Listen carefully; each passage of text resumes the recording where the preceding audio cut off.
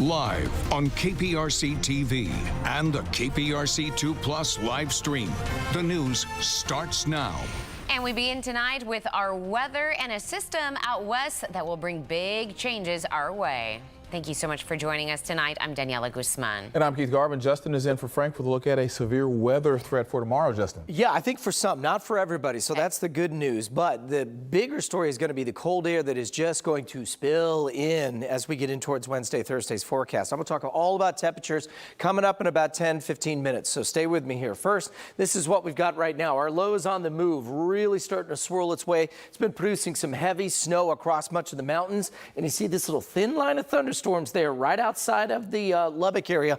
That's our first chance for severe weather. And in fact, if you look at what we're seeing right now, we've got tornado watches, severe thunderstorm warnings, a couple of tornado warnings over into Oklahoma. So it is going to get very active overnight tonight. Most of these watches that we'll see will stay well to the west of us here. But still, this is going to be a very powerful system as it slides on through. The good news is our high resolution futurecast is locked in on it too. That's a good thing because that gives us an idea of not only intensity, but timing to what we'll expect here. So let's get to it. Starting off at 7 o'clock. Lightly streamer showers moving on through as we get into the afternoon. Any of these pockets where you see some of the brighter colors could be an indication of a strong thunderstorm or two as it moves through. But notice by 7 o'clock, all of that's starting to press its way east of us. And in fact, it's into the early morning hours of Wednesday into Wednesday about 5, 6 o'clock when things really flare up with the front itself. All of that presses eastward as it does. We should see the cold air start to fill in behind that. Severe weather threat is out there, guys, but notice it's still east of I-45. We'll talk more about that, Keith. And of course, that big temperature drop. Be ready for those Christmas sweaters. You're going to need them for the rest of the week. Coming up. Yeah. All right, Justin, see you in just a second, sir. All right, more than 3.5 million people in Texas rely on food stamp benefits. That's right. Each month they receive those benefits in the form of a debit card. It is called Lone Star Card, and it can be used to put food on the table. Tonight, crafty thieves have found a way to steal those benefits from families who need them most. KPRC 2's Bryce Newberry joins us live with a story you'll see only on 2 tonight. Bryce. Keith and Daniela, tonight a Spring family is struggling after they say only 5 days into their benefits replenishing, their account balance went from nearly $1,000 to just $10. And right now the state agency that oversees the food stamps program has a fraud alert out for situations just like this one. This Walmart off Riley Fuzzle Road is where a Spring man says problems swiping his food stamps card first started.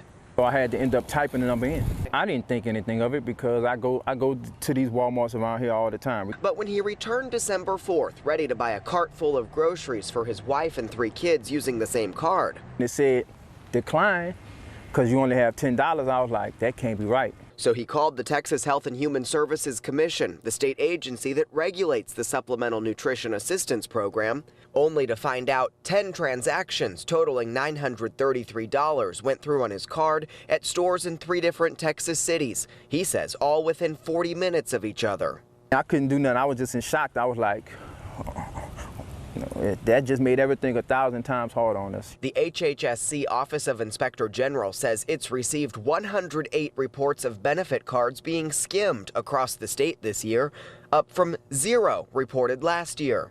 The agency issued a fraud alert urging clients to inspect card readers for numbers that feel soft, spongy, or covered in plastic, or places where a video camera may face the card reader or pin pad. You have families that's already struggling to eat now. So what are they going to do if they don't have these benefits? And the timing couldn't be worse for the family of 5. It's Christmas time, and you're taking food out of these children's mouth. And unfortunately, the family is not likely to get any of those benefits back. They'll now have to wait until after Christmas before they replenish again. They did report this alleged fraud to the state, and you can do that as well. Just look for information on how with this story at click2houston.com. We're live in Sharpstown tonight. I'm Bryce Newberry, KPRC 2 News. All right, Bryce, thank you, sir. You will be hearing a lot about this man in the coming days, Sam Bankman-Fried. He's the former CEO of the failed cryptocurrency firm FTX. He's under arrest in the Bahamas tonight at the request of the U.S. government. The arrest comes one night before he is set to testify before the House Financial Services Committee. Bankman-Fried is under criminal investigation by the U.S. and authorities in the Bahamas after FTX collapsed last month. At one point, FTX was valued at over $30 billion, but in November, panic set in after a prominent investor pulled his money out of FTX, sparking a panic. The firm ran out of money when customers cashed in and took all of their money out as well. FTX filed for bankruptcy less than a week later. We're getting more information about the first few days of freedom for Houston native and WNBA star Brittany Greiner. She was released from a Russian penal colony late last week. According to her agent, Greiner first move this weekend was, quote, a dunk. She played basketball for the first time in almost 10 months. Greiner's lawyer says this is much different from her time trapped in that Russian penal colony. These are penal colonies, these are jails, and the conditions are harsh. I think everybody's happy. It's kind of, happy end just before the Christmas. So it's unbelievable. So with Greiner home, the Biden administration is continuing negotiations for Paul Whelan's release. He is a U.S. Marine who's been imprisoned in Russia since 2018, accused of spying. President Joe Biden has formed a new interagency group with the goal of fighting anti-Semitism in the United States. The group will consult with community leaders, lawmakers, and activists as it drafts a national strategy to tackle anti-Semitism and Holocaust denial.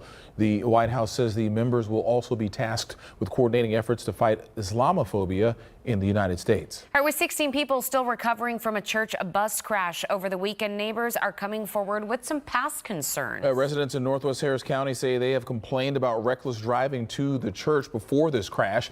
Yesterday, 3 adults and 13 children, all members of Mount Zion Baptist Church, were treated after their bus flipped on Uvalde Road near Wallaceville Road. Those children's ages range from 1 to 16 years old. One neighbor recorded a video of another bus from the church speeding down roads. Residents say they have complained about this before, but never heard back. I felt like he blew me off. He didn't take me seriously. When I spoke with the pastor, I asked him to please address it with his driver. My whole point of view, it could have been avoided. Harris County Sheriff's Office says the 42-year-old volunteer driver did not show signs of intoxication. The pastor of the church tells us the volunteer will no longer drive for the church. Former San Francisco 49er Kevin Ware, who is charged with the murder of his girlfriend, has pled guilty to drugs and weapon charges in a different case. Ware went before a judge in Montgomery County today. As part of that plea, he was sentenced to 15 years in prison for those charges. In Harris County, Ware is charged with the murder of 30-year-old Taylor Pomaski, who was last seen in April of last year. Hearings in that case are due in February. In other court news, a former Houston police officer who was accused of shooting his neighbor gets 10 years probation after pleading guilty to the crime. 39-year-old Jason Loosemore was charged to aggravated assault with a deadly weapon. Officials say Loosemore shot his neighbor Casey Brown after their dogs got into a fight. That neighbor was sent to the hospital and recovered from his injuries. Keith? Daniela, people living in a Southwest Houston community are still fighting after a propane storage facility is being put up in their backyards. Back in 2021, neighbors in Southwest Crossing were notified by CenterPoint Energy of the plans to build the facility. This facility near West Orem and Hillcroft houses 300,000 gallons of propane. Homeowners say it is a safety concern to all surrounding neighborhoods. If this thing explodes, it could take our whole neighborhood out. I think this is the perfect time for CenterPoint, the Railroad Commission, and the official of Houston to make a wrong a right.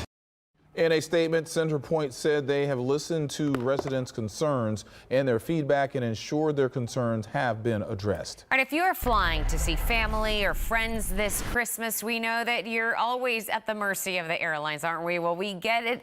Delays, cancellations do happen, but there are some things that we can all do tonight to help you travel for the holidays, hopefully without stress. You may be dreaming of a white Christmas, but for the millions of Americans taking to the skies this holiday season, snow in the forecast could turn that dream into a nightmare. Weather changes everything, so that's really going to be the killer. Experts say a little preparation can go a long way. Know what other airlines fly the route that you want to fly. If things go sideways, you're able to rebook yourself. Consider downloading the airlines app and following them on social media to get the latest updates on any delays, cancellations that can cripple air traffic. Consider booking direct flights, plan for a hotel stay if you get stranded, and keep a flexible itinerary.